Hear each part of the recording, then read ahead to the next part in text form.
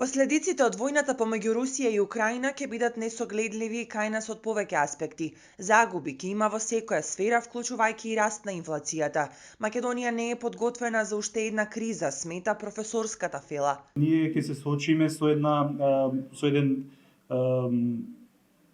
инфлацијата ќе биде на многу повисоко ниво отколку што е моментално, бидејќи моментално се соочуваме со една енергетска криза, но замислите енергетска криза компарирано со воена криза, тоа се две различни работи.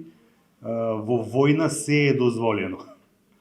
И тука ќе почнат да функционираат и воените профитери, ќе има недостаток од намирници и така натака, значи и самата држава нема да може да го најде крајот на оваа состојба. Моментално Република Македонија не е подготвена за дополнителна политичка ескалација, односно да има војна колку и да е далеко од тука, но сепак кога веќе ги имаме тие туристи кои доаѓале, сепак било близко.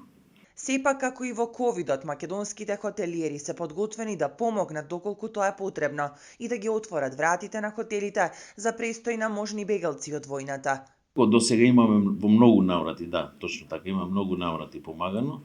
Значи, имавме карантинот кога беше во почетокот на пандемијата, примавме по 14 дена, нели, на обично беа наши повратници или некои странци што мора да останат во државата. И тука беа хотелите, но се надеваме дека нема да стигне до таму. Ако дојде до таму, да, секако дека ќе се помага. Луѓе сме, сите мора да си помогне.